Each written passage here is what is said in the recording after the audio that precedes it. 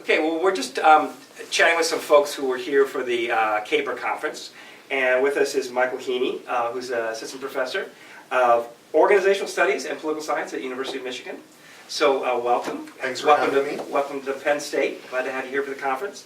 So your talk was about social movements and how they interact with parties. And most of your research was around the anti-war movement. Is that correct? Yes, I talked about my book, co-authored with Fabio Rojas, which is Party in the Street, the Anti-War Movement and the Democratic Party after 9/11. And what we did was we looked at the anti-war movement in the United States from 2001 to 2013, and we looked at the mobilization of activists, and we also did some comparisons to the Tea Party movement and the Occupy Wall Street movement. And so you have some of these movements, well, both of these are fairly extreme in terms of the kind of the political spectrum, right?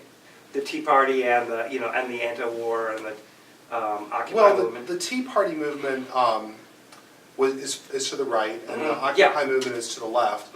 The anti-war movement is actually a little bit more toward the middle, and people came to anti-war activism for all sorts of reasons. So some for religious reasons, some because they're part of organized labor.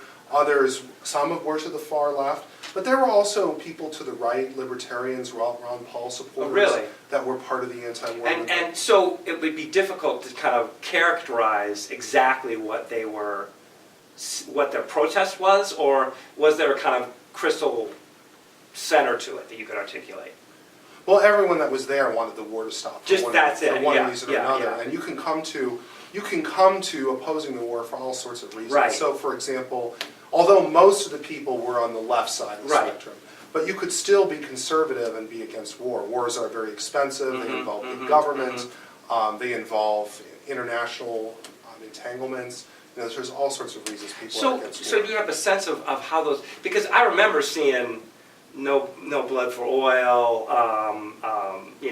These kind of clearly left-leaning critiques of the war. The movement did definitely lean left. It did lean left, yeah. And so these folks... But also there's people in the center, and people who are not necessarily on the ideological spectrum that are also protesting. And were these folks, did you find, were they new to politics, or was this an issue that, was the only thing that motivated them, or was this what they were addressing now, or... Well, of course, it's all across the board, right? So some people are the kind of people that are protesting everything. Other people, it was their first political event.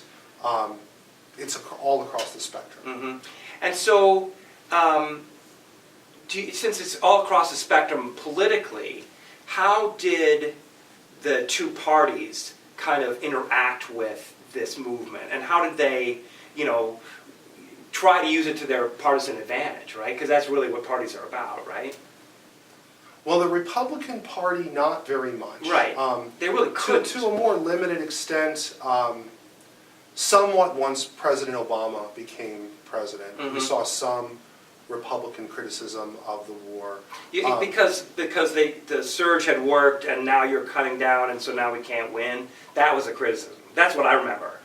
Well, that and the way that Obama was managing the war, his shift to Afghanistan. So, and also there were some Republicans that signed on in 2006. So that was sort of a year when people across the spectrum realized that being against the Iraq War was a winning issue. I see. And what about the Democrats? The Democrats, they used the movement very much from about 2003 to 2006. So between 2003 and 2006, the anti-war movement of the Democratic Party really marched together. And then what happened is really from 2007 on, the two started to sort of drift apart. I see. So can you demonstrate or show evidence for impact in terms of so did it help Barack Obama beat Hillary Clinton, for example? Are there Senate races or House races where they seem to have a real impact? Well, you know what? We wish we had more evidence of that type. I think that kind of evidence would be really hard to come by. Probably there wasn't much of an impact. There were only a few House and Senate races where anti-war candidates ran. One of the more well-known ones was when Ned Lamont ran for senator in Connecticut. Of course, he didn't win. Yeah, he lost, Joe right. Lieberman was able to win. So there wasn't much in terms of House races and Senate races that were specific anti-war candidates. Right. I mean, you could argue that the anti-war issue helped the Democrats in 2006. Just in terms of mobilization. In a general way, without there necessarily being specific connections to the movement. I think you could make an argument that the anti-war movement did help Barack Obama secure the nomination in 2008, but it would be an argument that it would be hard to put together clear empirical evidence. I think you could say that the anti-war movement helped to tear down Hillary Clinton as a candidate, and then by tearing Hillary Clinton down, helped to create the space for Barack Obama as a candidate. So I guess, fast forwarding to 2016, do you have any sense of either the infrastructure or the ideology or the language that was present in the anti-war movement informing Bernie Sanders' campaign?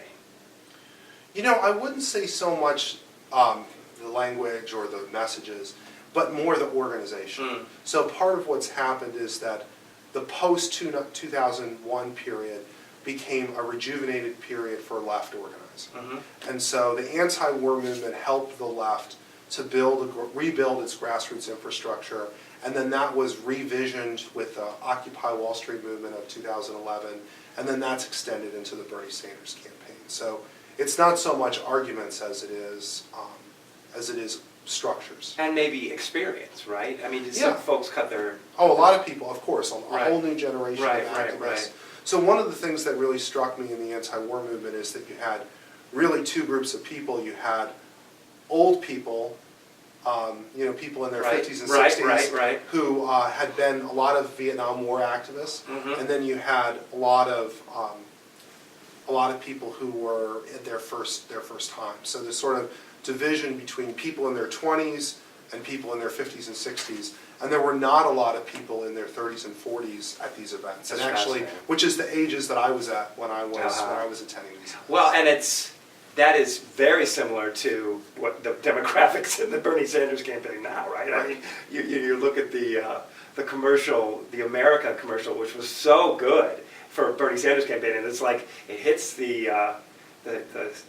hippies, the old hippies with the Simon Garfunkel tune, but then with all the tech and all the pictures of younger people.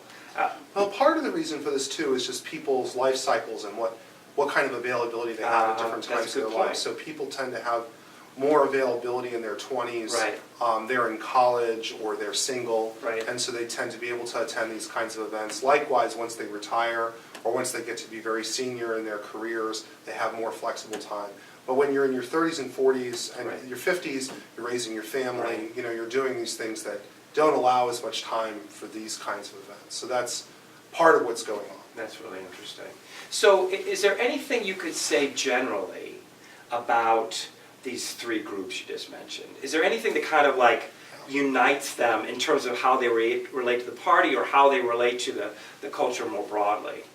Well, what I would say is that they're really united by the era that they're in. So the era that we're in is really a period of high partisan polarization. And so because of that, that makes partisan identity really central to movement organizing, and that hasn't always been the case. So if you look at the anti-war movement of the 1960s and 70s, if you look at the women's liberation movement of the 1960s, if you look at the civil rights movement, you don't see the same centrality of partisan identity in those movements because the country was polarized, but not polarized according to party. They were polarized on different dimensions like region and racial issues and war issues. So really what's central to all three of these movements is that they're really affected by partisan identities, and then that shapes the way that those movements organize. So the Tea Party movement really has embraced Republican identities increasingly over time. That's sort of how it was defined. The Occupy movement was really defined by rejecting Democratic identities. And then the anti-war movement is sort of the interesting middle case where initially for the first few years the party and the movement identities were aligned, and then what happens is they de-align. Interesting, fascinating. Well, Michael Heaney, thank you very much for coming to Penn State and for taking some time to talk to us. Thanks for having me. All right.